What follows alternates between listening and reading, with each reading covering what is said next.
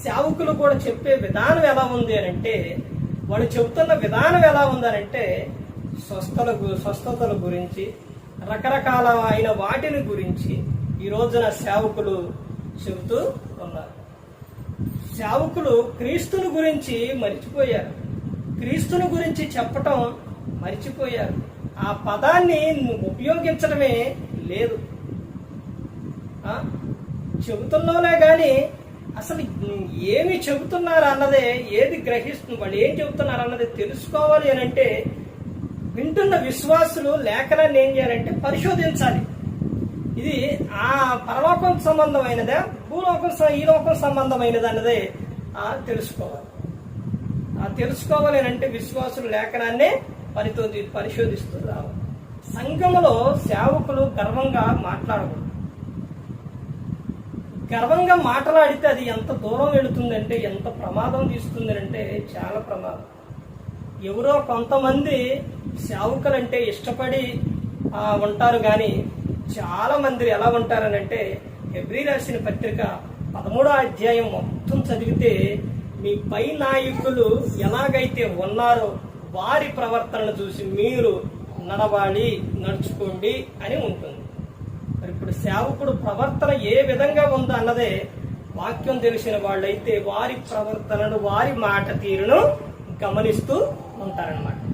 కొంతమంది అయితే మరి ఇక సేవకుడు ఏది చెబితే ఇక అది, ఎలా చెబితే అలాగానే, ఇక అలాగే కొడతారు, అలా వింటుంటారు. ఇక ఆయన ఏదన్నా చెప్పలే, అలాగే ఉంటుంటారు. ఇది వాక్యానుసారమా కాదా?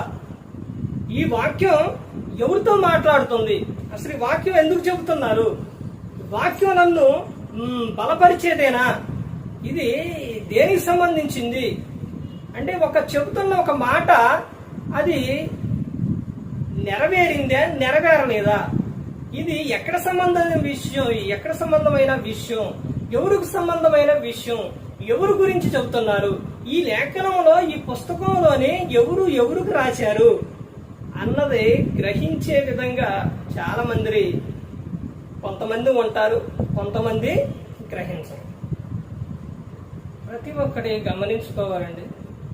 నిన్ను సర్వసత్యములోనికి నడిపించడానికి, లోకం విడిచిన తర్వాత పరలోకం చేర్చడానికి యేసుక్రీస్తు ప్రభువారు మనకు ఏమనుగ్రహించారంటే సత్య స్వరూపియగు ఆత్మను అనుగ్రహించారు. అంటే యేసుక్రీస్తు నామం గురించి ప్రతి ఒక్కరూ కూడా ఫిలిప్పీ రాసిన పత్రికలో ఉంటుంది. ఆయన నామం ఏం గొప్ప నామం, అంతగా తండ్రి అయిన దేవుడు హెచ్చించారు.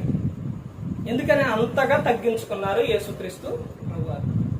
అందుకని ప్రతి ఒక్కరు గమనించుకొని ఎవరు నశించే నరకానికి వెళ్ళిపోకూడదు.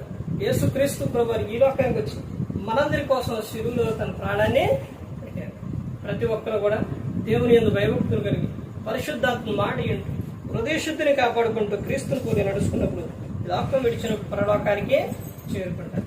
మరి ఈ విధంగా నిలబెట్టి మాట్లాడించిన తండ్రి అయిన దేవునికి కృతజ్ఞతాస్తుతులు చెల్లిస్తూ ఇంతవరకు శ్రద్ధగా మీకు ప్రభుపేట నా హృదయపూర్వకంగా చెల్లిస్తూ ఈ మాటలు ముగిస్తున్న అందరికీ వందనాలు.